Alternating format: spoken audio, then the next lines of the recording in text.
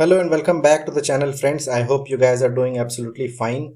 So today I'm going to give you dictation for transcription number 24. The speed of the dictation will be 80 words per minute with fluctuations till 85. The dictation has 828 words. So it will take around 10 minutes and 15-20 seconds to complete. The dictation will begin in 10 seconds. So be ready for it. 5, 4, 3, 2, 1, start. Madam Deputy Chairman, I rise to support the bill which has been moved by the Honorable Minister of State in the Ministry of Home Affairs.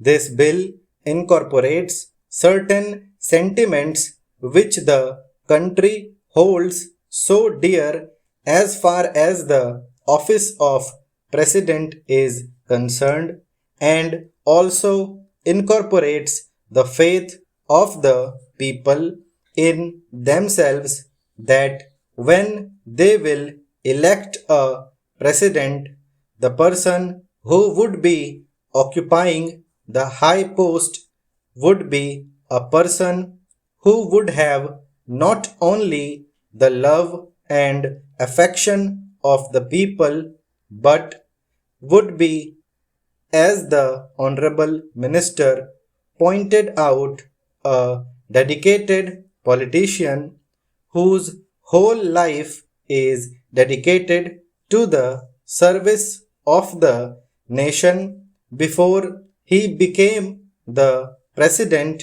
during his occupation of the office of president and even after he retired from that office. It is this confidence of the people in themselves and the high love and affection which they hold for this office which have resulted in this particular bill being considered by the House at the present moment. The Honorable Minister has pointed out that the President who has just retired has fulfilled all the requirements which are the basis of this particular measure and the measure which was passed in 1951. I wish that he had mentioned the last Governor General also, to whom both the measures apply. Whether we may agree or may not agree with the last Governor General on some of the political views that he holds, there can be no two opinions that the last Governor General was also an illustrious son and is an illustrious son of this country and deserves all the consideration, all the love and all respect of the country which are being incorporated in the present measure and were incorporated in the 1951 Act.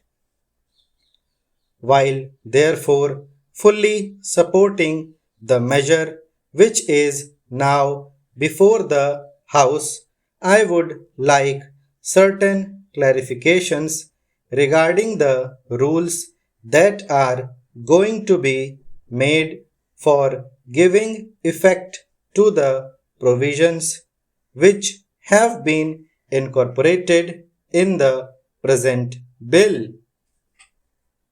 In the statement of objects and reasons, we are told that a person holding the high office of president has, even after retirement, many public calls on him and it is therefore considered desirable to provide him with secretarial staff. It is further stated that the bill provides for a staff which may be engaged for the president. Staff might be appointed for him and office space might be provided for him. It is because of this that certain misgivings have arisen in the minds of some of the members, and they want it to be made perfectly clear that the staff will be appointed not only for the ex-president but will be appointed by the ex-president, and it will be his wishes and his desires that will be taken into account when a particular person is being appointed. Also, regarding the office which is engaged for him, his wishes should be taken into account so that he knows what would be a convenient place for him and he may try to get that place. Another reason for insisting on what I consider to be an important detail is that if the government appoints the staff for the ex-president, then automatically they become government servants because they have been appointed by the government. It may be that in the rules a clarification might be attempted whereby they may be exempted from some of the service conduct rules which are applicable to normal government servants. But even there, it will be much better that this should not be left in any doubt and that these persons that are appointed to assist the ex-president in his secretarial task are appointed by the ex-president himself. They would be the staff of the ex-president and would not be appointed by the government for the ex-president and would not be government servants. This point ought to be made quite clear so that the ex-president has got all the right of determining the service conditions of the people appointed by him, of course, subject to the overall limit which has been provided and, to my mind, rightly provided in the bill. Within that overall limit, perhaps it will be much better to leave the rest of the matter to the President himself so that we may also express our further confidence in the President to the effect that he would utilize it with discretion and with all the sense of responsibility and fair play and taking into account the interests of the public and of the public exchequer too.